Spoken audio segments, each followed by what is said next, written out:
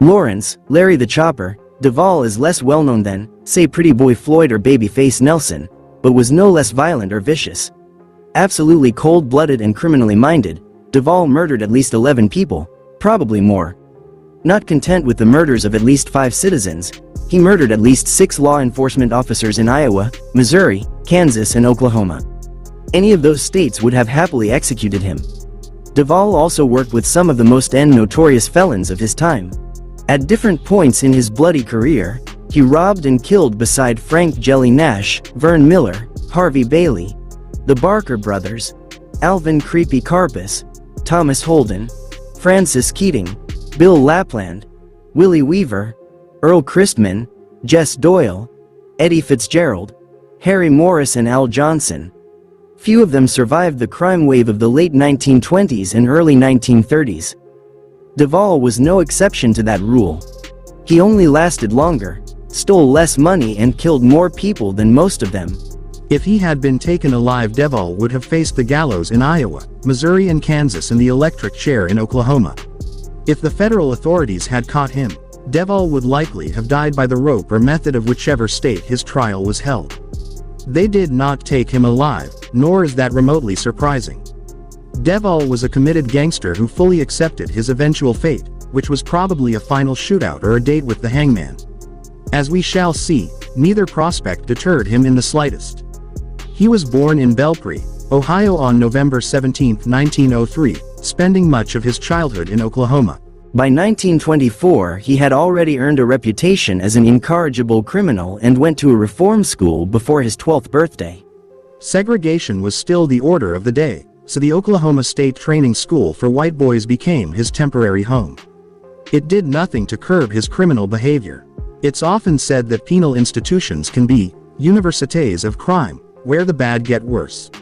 Confined with other crooks, lesser offenders can learn new criminal trades and make criminal contacts they work with on their release.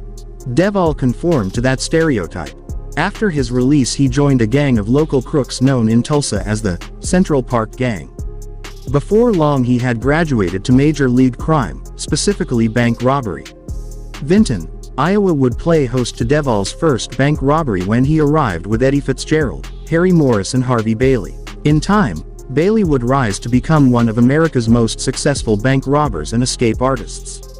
Known as the Dean of American Bank Robbers, Bailey robbed banks between 1921 and 1933, escaped from the Dallas County Jail in Texas, the Kansas State Penitentiary in Lansing, Kansas and the Federal Penitentiary at Leavenworth. Captured at the same location as kidnapped victim Charles Urschel, Bailey said he had no idea George Machine Gun Kelly was holding Urschel and hiding him at the same place after his escape from Dallas. Wounded during the escape, Bailey had simply wanted somewhere to hide while he recovered, at least according to Bailey. His being arrested there and his precious notoriety saw him sent to the feared maximum security prison at Leavenworth. Bailey's visit to Leavenworth in 1933 was only temporary, proceeding 12 years on Alcatraz before returning to Leavenworth. He was finally paroled via a prison in Segoville, Texas in 1964. Fitzgerald and Morris were also professional criminals, though less notorious than Bailey or Devol would become. Fitzgerald was well known to law enforcement, especially in Kansas. Morris was also well known until he became the victim of a still unsolved murder. Morris was found riddled with bullets on a country road near Red Wing, Minnesota in 1931.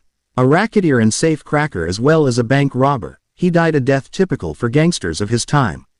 Vinton would be Devol's first confirmed bank robbery. It would also see him earn his first significant loot, a share of the $70,000 stolen from a town bank. Their next robbery, which saw Al Johnson join the gang, was one of the biggest of its time. $225,000 was stolen in a daylight raid on a bank in Washington Courthouse, Ohio in February 1928. His career as a yeg, or yeggman, in the language of the time was well underway, but before long there would be a significant bump in the road. Devol was caught for another robbery and sent to the state reformatory in Hutchinson, Kansas. While there he met and befriended a man who would become one of America's criminal legend and one of the few public enemies to survive the era that made them infamous. Alvin, Old Creepy, Karpus would join the legendary Barker Karpus gang, performing a lengthy string of armed robberies, kidnappings for ransom and many murders until his eventual capture in 1935.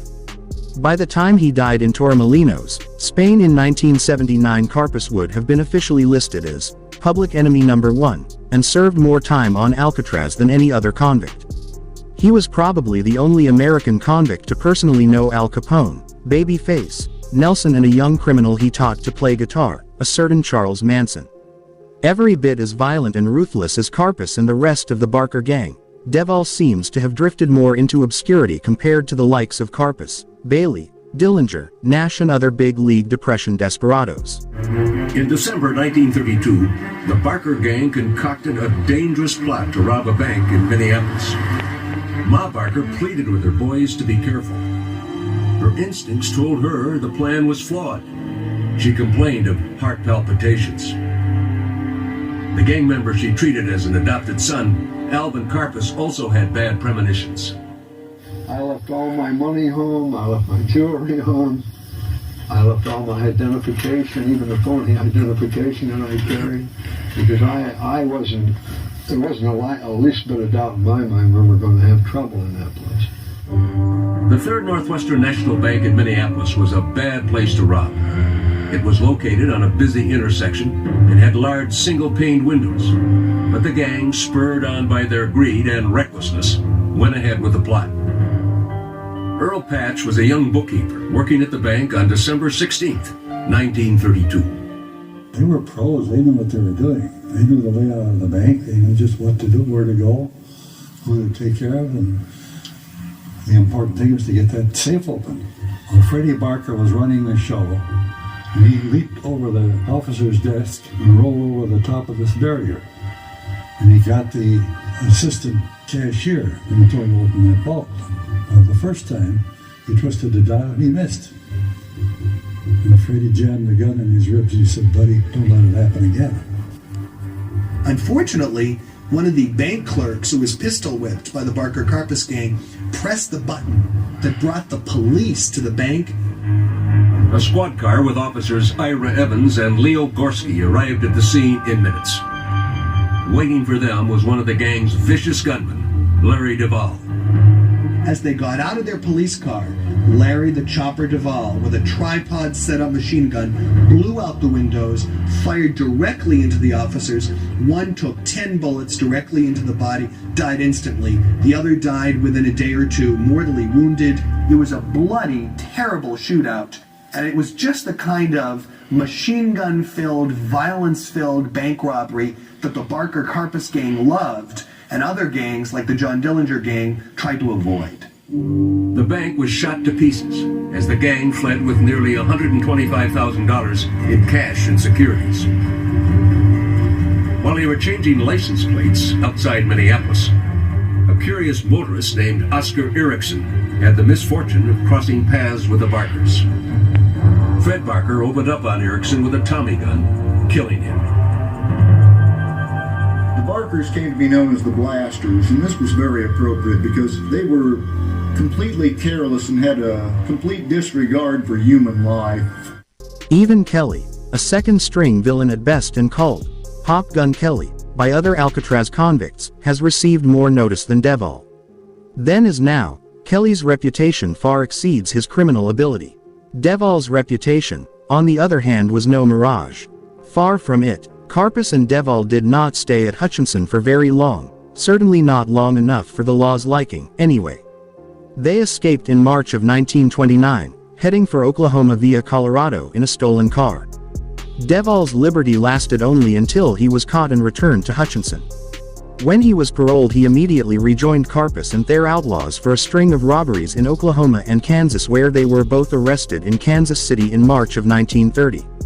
Jumping bail, Devol left Carpus behind bars and continued robbing his way around the Midwest. He would soon commit his first murders. April 1930 saw Devol and new partner Jimmy Creighton accused of robbing and murdering two businessmen at the Severs Hotel in Muskogee, Oklahoma. His first confirmed murders came in Washington, Iowa on June 25, 1930, when Sheriff William Sweet and City Marshal Aaron Bailey fell in a hail of bullets. Devol, ready for more big-time crime, then linked up with Harvey Bailey, Thomas Holden, Francis Keating, Vern Miller and Frank Nash for a $40,000 bank raid in Ottumwa, Ohio before taking one of the biggest scores of his career. Before that he would commit another solo robbery in Hannibal, Missouri.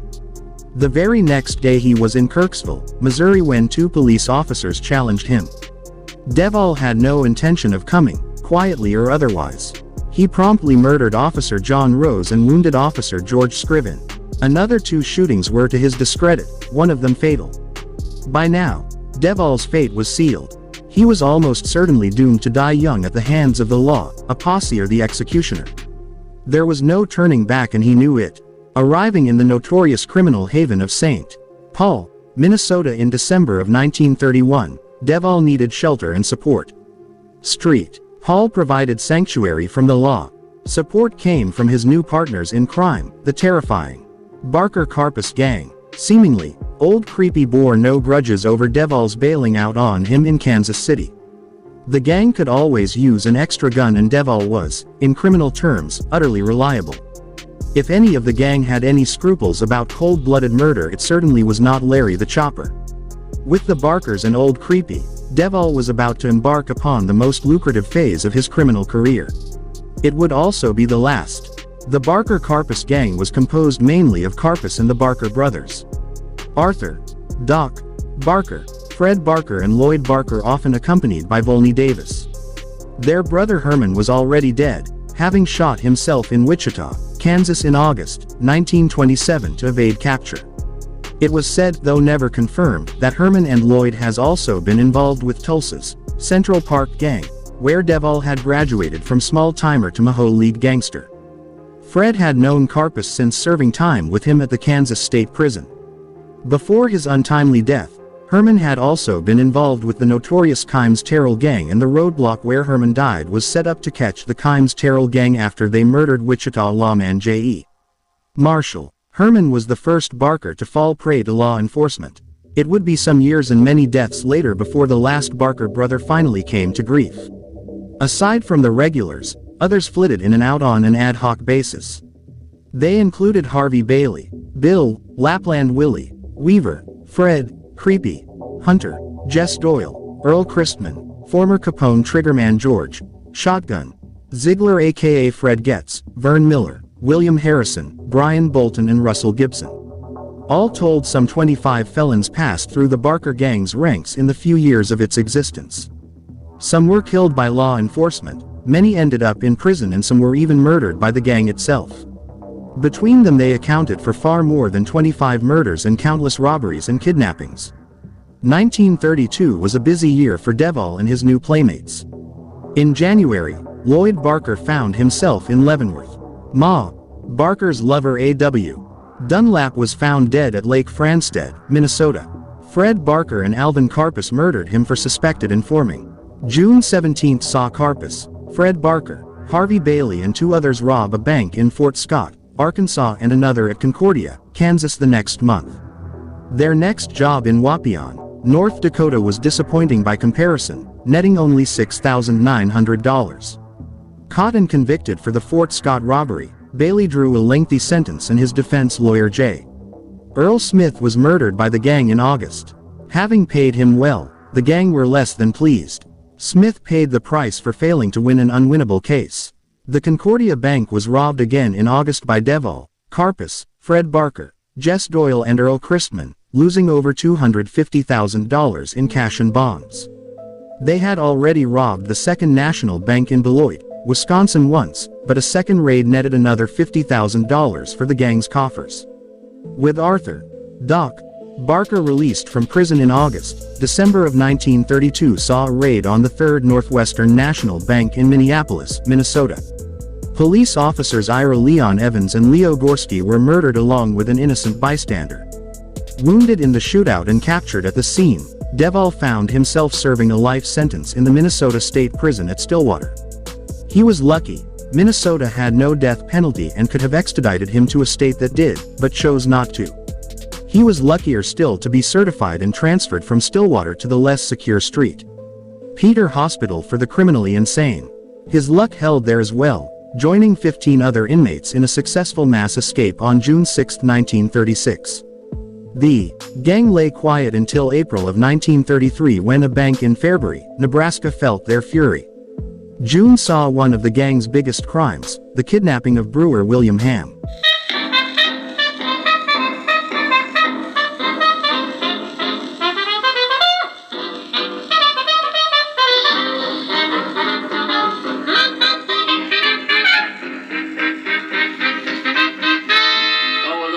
Music fits really well with this next story. It was big news in our region, making all the newspapers and big banner headlines and the top story on radio station newscasts. The dramatic kidnapping of St. Paul's Ham's Brewery heir, William Ham Jr. His abduction was 90 years ago tomorrow, Thursday. And this story paints a picture of 1930s St. Paul, an era rife with gangs amid a corrupt judicial system. We're going to dive into all of that today as part of our Minnesota Now and Then series. To help us is Paul Maccabee. Paul's on the line. He's the author of John Dillinger Slept Here, A Crook's Tour of Crime and Corruption in St. Paul. How have you been, Paul Maccabee? Well, thank you, Kathy, and how delightful to talk about the notorious, shall we say infamous, history of Dillinger-era St. Paul. Oh, well, you of all people are well steeped in this, so you are the source on this. Okay, now for folks who have never heard about this story, it's fascinating. Take us back, June 15th, 1933. What went down? William Ham Jr. is walking toward the Ham Brewery that his family owns. A gentleman comes up, a kind of 6-foot-tall, distinguished gentleman, and says, "You are Mr. Ham, are you not?" And just like a good Minnesotan, William Ham says, yes, I'm William Ham. And the gentleman immediately, along with the Barker Karpus gang, throws Ham into a car. They drive to Illinois, and he is held for $100,000 ransom. And fortunately, in 4 days, the ransom was paid, and the Barker Karpus gang got away with it. The money has never been recovered. And needless to say, the wealthy people, the people in the mansions on Summit Avenue, they were terrified that they would be next. I'm sure they were freaked out. $100,000 back then was a whole lot of money. I think it's maybe $2.5 million today. Now, I presume the Ham family had that kind of money, right? They were very wealthy. They did indeed. In fact, Alvin Karpus, known as Creepy Karpus, because you can never make it in the gang without having a gang name, drove by the Ham Brewery, which, remember, Kathy, this was just after Prohibition had been repealed. So suddenly, you had all these breweries doing land office business, and apparently Creepy Karpus looked at the Ham Brewery, turned to the other members of the gang and said, "Do you think the guy that owns that brewery could pay $100,000? And the answer, of course, was yes. The Ham ransom totaled $100,000, but it's said they only got to keep half of it. An unconfirmed story tells of Frank, the enforcer, Nitty and the Chicago outfit demanding half of it as a ransom for the gang hiding out on their turf, rent, as they called it. The Barker Karpus gang were among the most feared outlaws in the country, but taking on the outfit would have resulted in their destruction. On balance, it's quite possible that the outfit made as much from the Ham kidnapping as the kidnappers themselves. The killing and robbing continued regardless. Policeman Leo Pavlik died and another officer was crippled for life when the gang robbed a payroll at the Stockyards National Bank in South Street, Paul, Minnesota at the end of August. 4 weeks later, 2 bank messengers lost their cargo in Chicago. Patrolman Miles Cunningham was less fortunate, he lost his life. 1933 had been a busy year. 1934 saw the gang's most notorious crime yet. The kidnapping of banker and businessman Edward Bremer would also be the gang's downfall. Ordered by St. Paul crook Harry Sawyer, allegedly out of a personal grudge against Bremer, the ransom was a cool $200,000. It was also the beginning of the end for the Barker Karpus gang. The FBI now regularly took over kidnap cases, especially high-profile ones, and federal laws amended in 1934 were steadily making life harder and more dangerous for men like Devol.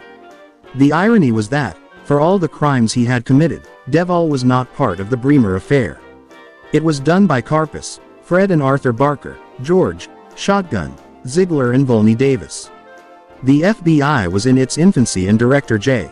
Edgar Hoover knew the best way to install it as a permanent fixture was by quick resolutions to high-profile cases. Catching the Barker-Karpus gang became one of Hoover's major priorities, and that put Devol squarely in the Bureau's sights as well. Seriously wounding M.C. McCord of the Northwest Airways Company after mistaking his uniform for a police tunic only 2 days after kidnapping Ham only increased the pressure, and disquieting news quickly followed from the underworld itself. There had been tensions between racketeers and robbers for some time. City gangsters ran daily rackets, often raking in more cash in a day than bank robbers took in a month. They were seldom pleased when men like Karpus and his friends passed through their turf, bringing with them local, state and federal law enforcement. Under such circumstances, even the most corrupt police and officials had to be seen to do their jobs, often cramping any racketeer's style and cutting their profits. The Chicago outfit and the Barker-Karpus gang were no exceptions to that rule, especially after Karpus had gone out of his way to anger them. Notorious felon Babyface Nelson and his gang had been targeted by the outfit to be wiped out in a moonlight raid on their Chicago hideout. Liking Nelson for some strange reason, Karpus had tipped them off and they escaped the outfit's intended attack. Unsurprisingly, the outfit were not happy, and it's possible that Barker-Karpus gang member Ziegler paid the price. George "Shotgun" Ziegler, a former outfit gunman and suspect in the St. Valentine's Day Massacre of 1929, was found dead in Cicero, Illinois on March 1934. He had just left the Minerva Cafe when he was blasted in the face with a shotgun by unknown shooters. Cicero had been part of Capone's empire, remaining under outfit control even after Capone had gone to prison for income tax evasion. The gang, though, were unsympathetic. Ziegler had liked to drink, and when drunk he also liked to brag. Word of the gang's crimes and precisely who committed them often reached police and underworld ears via Ziegler's slurred speck and loose tongue. It may have been his own gang or the outfitter, according to outfit figure Louis Campagna, Harry Sawyer's gang from St. Paul. We will probably never know, but it certainly cast an even darker cloud over the gang, and worse was soon to come. Gang members and associates fell like dominoes over the course of the next year, some to capture, some to death. Underworld Dr. Joseph Moran had been employed by the gang to do some plastic surgery on a couple of its members. When his handiwork failed to noticeably change their appearances, the gang were unhappy and Moran vanished in July 1934. His body, or a body, according to Karpus later, was fished out of Lake Erie in September 1935. William Harrison was killed by unknown criminals at Ontarioville, Illinois on January 6, 1935. 2 days after Harrison's death, Arthur Doc Barker was caught in Chicago, Russell Gibson was killed and Brian Bolton captured elsewhere. The gang's numbers and members were dropping fast, and it was obvious that law enforcement was hell-bent on destroying the Barker-Karpus gang once and for all. Only 8 days after Gibson's death and the capture of Barker and Bolton, worse news arrived. Ma Barker and son Fred had died in a shootout after being discovered at the hideout on Lake Weir in Florida. Karpus had only recently left Florida for Cuba, hoping to oversee the laundering of their ill-gotten gains. Short of funds and believing the money would not be laundered, he took several gang members to rob a mail train at Garrettsville, Ohio on November 7, 1935. The gang had previously robbed a payroll delivered by that train, but not the train itself. Karpus saw it as his swan song, one last, huge job before retiring. The raid netted over $35,000 in cash and bonds, but, to Karpus, was a failure. He had expected at least 6 times as much, enough to permanently retire and vanish safely outside U.S. jurisdiction. The dubious cachet of performing one of America's last major train robberies did nothing to appease the infuriated Karpus, whose retirement plans were now undone. When Karpus himself was caught, finally run to earth by the FBI in New Orleans, Louisiana on May 1, 1936 with Fred Creepy Hunter, the Barker-Karpus gang had finally been destroyed once and for all. Exactly what Ma wanted. Time to spend with her sons, Fred and Doc, as well as the man she treated as her adopted son, Alvin Karpus. She was the type of person that didn't want to be left alone by herself. She's an old religious holy roller type from the Ozarks. She never read newspapers. The only thing she listened to on the radio was hillbilly program, and her greatest pastime was working jigsaw puzzles. Devol, though, would not live to see it happen. Lawrence, Larry the Chopper, Devol had lived a violent life, and it would come to an all too predictable end. Shorn of his Largum professional gang and the rich pickings it had brought him, Devol was now a shadow of the gangster he had once been, spending more time hiding or fleeing than robbing and killing. His end was violent as most of his career. The Chopper would swing his axe in one final fling before the hail of law enforcement lead he had so long expected. It was in Enid, Oklahoma that the Chopper finally met his fate. He had led there after robbing a bank in Tyrone, Kansas with Don Reeder, a fellow escapee from St. Peter's only 2 days earlier. Urgently needing funds, the bank in Tyrone had been his first port of call, Enid his second, and an Enid bar called the German Village Tavern his third. There, his luck and time finally ran out. The bar's owner was a former local policeman. When patrolman Cal Palmer and Ralph Nahr walked in and asked him to come with them, Devol killed Palmer and seriously wounded Nahr with the same pistol he had used to rob the bank in Tyrone the previous day. Running out of the bar and jumping aboard a trolleybus, Devol intended another successful escape. 2 local lawmen thought otherwise. True to form, Devol wounded one of them, Officer Leland Coyle, but only lightly. Coyle and his partner shot straighter. Having taken 9 bullets, Lawrence Devol staggered and slumped to the pavement. His last stand was over. His story finally ends with his burial in the Oakland Cemetery in St. Paul, Minnesota shortly after his final shootout. It was no surprise to those who knew him that he had died violently. By then the rest of the feared Barker Karpus gang were in jail or dead. Many were safely lodged at the then new federal penitentiary on Alcatraz, now known as The Rock. On arriving, Karpus had bragged that it would never hold him. He was wrong. Thinking the same, Arthur Barker had died trying to escape Alcatraz in January 1940. One of his co-conspirators was Henry Young, whose case was immortalized, and far too fictionalized, by Hollywood movie Murder in the First. As great as the performances are, the film itself touts a version of Henry Young that is almost mendacious, as are its portrayals of Warden James Johnston and Associate Warden Edward Miller. Young was not a poor innocent lad unfairly condemned to a life behind bars, as the movie suggests. He was a violent career felon with a record as long as your arm. Young, while less violent than Devol, thoroughly merited a transfer to The Rock. He certainly never merited the Hollywood treatment and being shown as anything other than a violent, recidivist sociopath. By contrast, Devol was as much an outlaw and killer as John Dillinger, Alvin Creepy Karpus, Babyface Nelson, Pretty Boy Floyd, Machine Gun Kelly, Machine Gun McGurn, and Clyde Barrow, but has been largely forgotten and ignored, although he doesn't deserve any particular sympathy.